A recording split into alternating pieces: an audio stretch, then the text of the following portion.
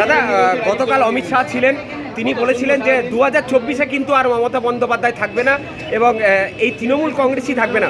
আজকে যে জনজোয়ার, মমতা বন্দ্যোপাধ্যায় 10ই মার্চ যে কথাটা বলেছিলেন জনগণের জনগর্জন, আজকে কি তার প্রমাণ হয়ে গেল?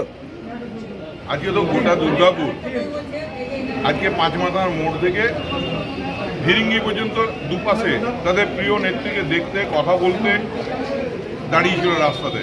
আজকে মানুষের যে আশা, মানুষের যে দিদির প্রতি আকর্ষণ, দিদির প্রতি আবেগ, এটাই প্রমাণ করে দিয়েছে 4ই জুন দুর্গাপুরের নিউজ কী হবে।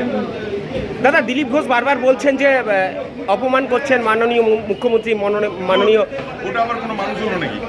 হ্যাঁ, যে মা দুর্গার পিতৃ পরিচয় চায়, যে রাজ্যের মহিলা মুখ্যমন্ত্রী, ভারতবর্ষের একমাত্র মহিলা মুখ্যমন্ত্রীর বিরুদ্ধে বাপ তুলে কথা বলে, এগুলো কি সুষ্ঠু? এগুলো কি জনপ্রতিনিধির কথাবার্তা? তারা কি আগামী দিনে দুর্গাপুরে রায় দিয়ে দেবে মানুষ? আগামী দিনে দুর্গাপুরে রায় দিয়ে দেবে?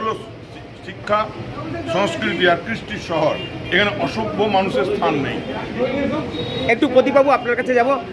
আপনার প্রার্থীর জন্য কি আজ কি বার্তা থাকবে? এত জনগণ, এত মানুষ।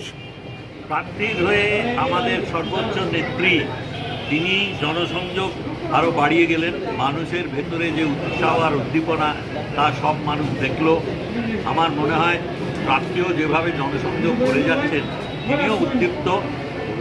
আমরা বিভিন্ন জায়গায় যে সাড়া পাচ্ছি, এখন আইনত আমাদের ইসিআই আমাদের অ্যালাউ করবে, ততদিন আমাদের আরও নিবিড় জনসংযোগ। প্রদীপবাবু, এই যে সারা দিন এই এত তীব্র দাবদাহে মধ্যে যে সাধারণ মানুষরা কাঁধে কাঁধ মিলিয়ে আপনাদের সঙ্গে চলছে, কি বার্তা দেবেন তাদের জন্য?